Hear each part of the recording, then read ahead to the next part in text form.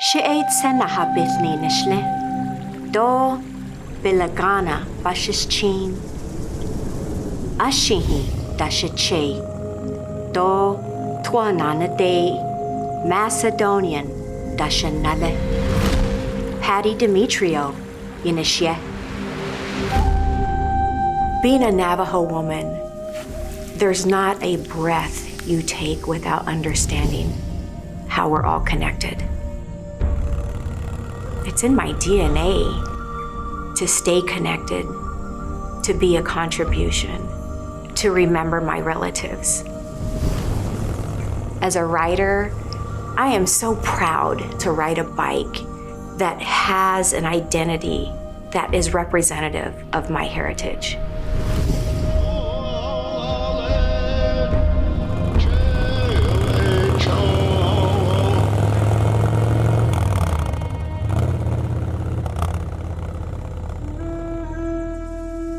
For generations, our heritage, our culture is passed through an oral tradition, storytelling.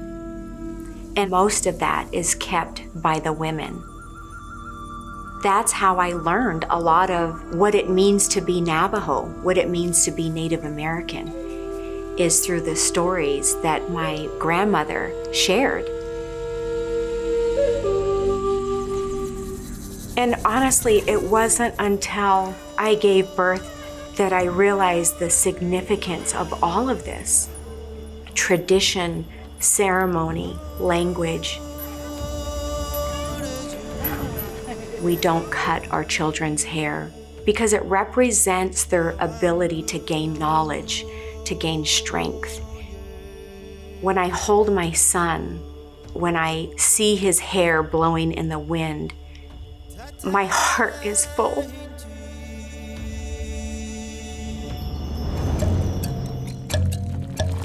There are certain aspects of our childhood that gave us such a sense of freedom, adventure, play. And for me, that was riding horses. Feeling the wind in my hair, feeling that thunder underneath me, and motorcycle riding in what we call iron horses. It's how warriors today travel the land, chase those spirits, and spread those stories. I thought, yeah, I think I want to do that. I finally came across an Indian scout. Oh my God, she was beautiful. The chrome, the pinstriping. I named her Sage. Sage has taught me a lot about myself, but also helped me grow.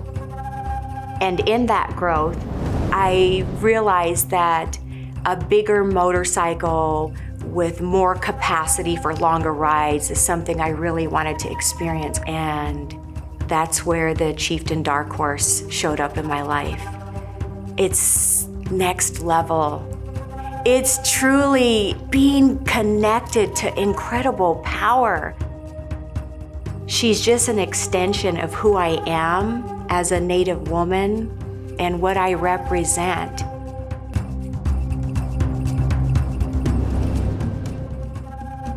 I left the reservation at a very young age and moved to the big city to go to school.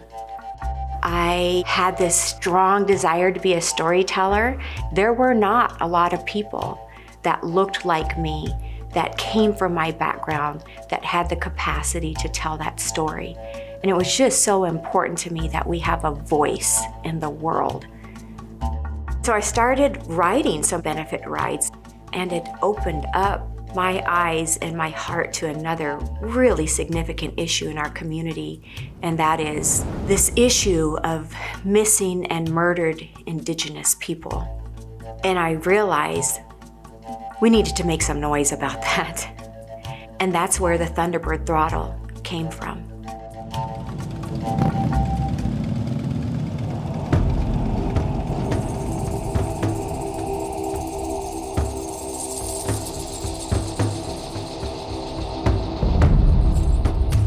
What started out as an idea amongst a group of sisters and brothers has now brought together hundreds of riders, raised tens of thousands of dollars, and through our storytelling, has reached hundreds of thousands of people, not only in Arizona, not only in America, but across the world. We've had people reach out to us and say things like, I had no idea. I want to make a difference. I now understand some of the issues that impact Native people. And as importantly, we celebrate our culture. We celebrate our song and dance.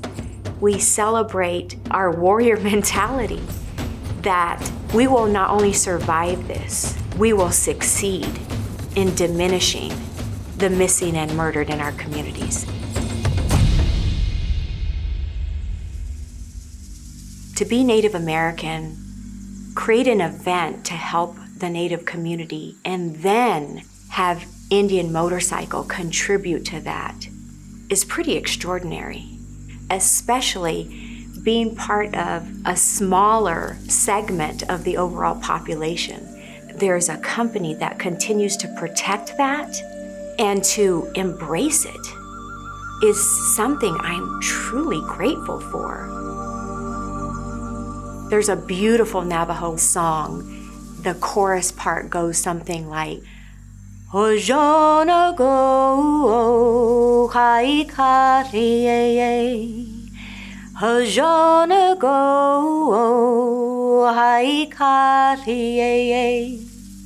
Hojona go haikari, Neo. A beautiful dawn is coming, and all we can ever wish for is another beautiful day. And regardless, no matter where you are in the world, no matter where you go, no matter what life throws at you, as long as you remember where you came from, you always not only have a sense of belonging, but you have a sense of purpose.